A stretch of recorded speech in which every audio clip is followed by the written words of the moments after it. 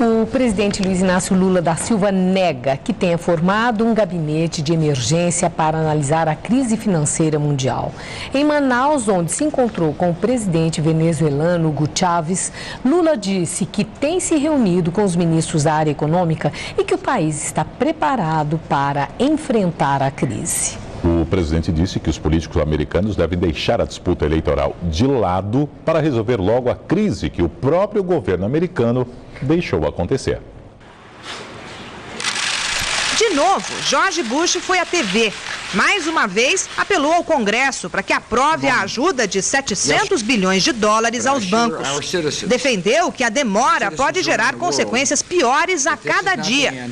Para a segurança financeira de cada norte-americano, o Congresso precisa agir, disse o presidente. Só a queda dos mercados ontem representou mais de $1 trilhão em perdas. Foi como um terremoto, provocado pela negativa da Câmara dos Estados Unidos em aprovar o pacote de ajuda financeira. Ainda sob o efeito da notícia, as principais bolsas da Ásia fecharam em forte queda. Na Europa, a expectativa de uma nova conversa entre a Casa Branca e os líderes do Congresso fez as bolsas recuperarem parte das perdas de ontem. A Bolsa de Valores de São Paulo acompanhou o otimismo europeu.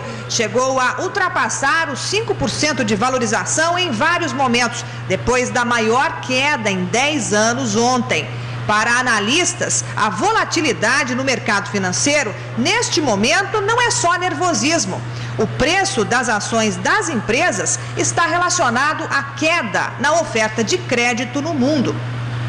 O consultor José Augusto Savazini explica que a tendência é de queda no preço de todos os ativos, inclusive imóveis e bens duráveis. Não vai ter mais financiamento com 80 meses para pagar. Então, aquelas pessoas que só podiam comprar porque tinha crédito para 60, 80 meses, vão sair fora do mercado. Para o economista, o investidor deve estar ciente de que a crise vai perdurar, assim como as oscilações no mercado financeiro. Para ele, apesar de alguns papéis terem perdido valor na comparação com 3 meses atrás, este não é um bom momento para comprar ações. Elas vão oscilar muito. Aí ele precisa do dinheiro em dezembro para pagar uma prestação e a bolsa vai estar ruim em dezembro, ou em novembro, não sei. Então eu falaria para ele, não entra em ações. Durante um evento em São Paulo, o presidente do Banco Central, Henrique Meirelles, negou que o governo esteja pensando em medidas de emergência para conter os impactos da crise americana, mas disse que não se pode subestimar a gravidade da situação. A situação nos permite levar o assunto a sério, porém reagir serenamente. Por quê? Porque o país está hoje em condições de fazer isso. E, em último, é importante mencionar que medidas precipitadas e tomadas no calor dos acontecimentos tendem a ser medidas que muitas vezes se mostram equivocadas a prazo médio. Portanto, é muito importante que nós tenhamos uma administração que está avaliando os problemas corretamente, mas encarando com a devida serenidade. A Bolsa de Valores de São Paulo se recuperou parcialmente da fortíssima queda de 10% registrada ontem e encerrou o pregão desta terça-feira em forte alta. O dia também foi de recuperação nos mercados internacionais. As bolsas americanas fecharam o dia em acentuada alta. No mercado cambial brasileiro, o dólar fechou em forte queda, o que não impediu que a moeda americana tivesse, em setembro, a maior valorização mensal dos últimos 6 anos. O dólar comercial fechou o dia a R$ 1,90, com baixa de 2,95% em relação ao fechamento anterior. O dólar turismo, usado por quem viaja para o exterior, fechou a R$ 2,06. O euro fechou em R$ 2,68. A Bolsa de Valores de São Paulo fechou em forte alta de 7,63%, com volume financeiro de 45 bilhões e 892 milhões de reais. Na Bolsa Americana, o Dow Jones fechou em alta de 4,68%. A Bolsa Eletrônica Nasdaq também fechou em alta de 4,97%. Está em nosso estúdio o jornalista José Paulo Kupfer, comentarista do Jornal da Gazeta. Bom, José Paulo, ontem foi aquele dia de horrores no mercado financeiro internacional, no Brasil, e o Brasil não ficou fora. Hoje já uma recuperação, se não total, parcial e significativa. E forte, né? forte. É, significativa. E lá nos Estados Unidos, o presidente Bush agindo para convencer a Câmara dos Representantes a fazer um ajuste e aprovar esse pacote de resgate financeiro.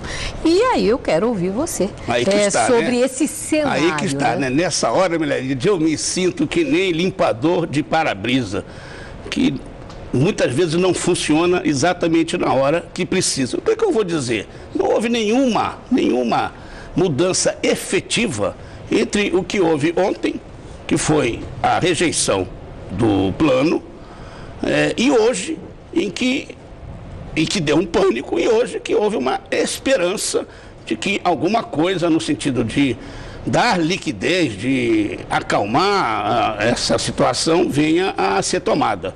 É mais provável que alguma coisa venha a ser feita realmente para que os mercados se acalmem e aí comece, então, uma outra história, essa mais difícil ainda de se prever, mas com diretrizes mais claras em relação à própria economia real, que é onde as pessoas trabalham, é onde se compra, se vende, se produz e se vive.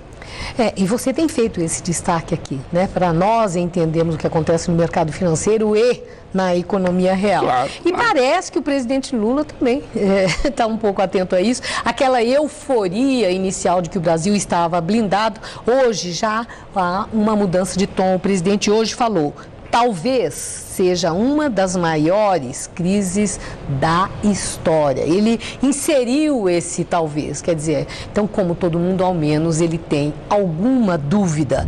Mas, com certeza, quem nos assiste indaga, né? Bom, e aí?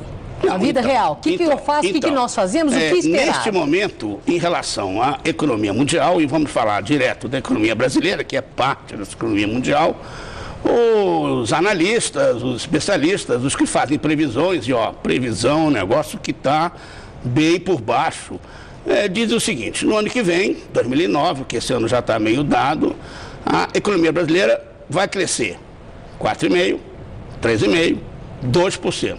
Aí cada um escolhe o seu mais otimismo ou mais pessimismo para ficar onde vai ficar. É claro que não crescerá os 5 ou 6 desse ano, isso não há dúvida. Então, a situação é essa. Haverá um constrangimento maior ou menor da economia mundial. O Brasil não escapará disso, evidentemente, porque economias vivem com crédito, e o crédito é onde a coisa vai pegar. Ninguém quer emprestar. Quem tem, não quer emprestar. E quem não tem, quer emprestado. Fica numa situação que não se resolve. Isso afetará toda a economia mundial, a brasileira também. E o dinheiro fica mais caro, né? Fica mais caro, menos gente terá acesso. Por exemplo, carro a 60 meses com juros muito baixos, eu acho que isso aí, nos próximos tempos, vai começar a não mais existir. Isso é uma lembrança de um passado recente.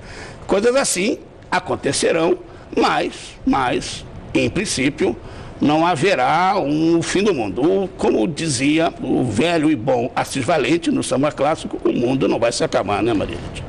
Obrigada, Zé Paulo. Uma boa noite. Boa noite.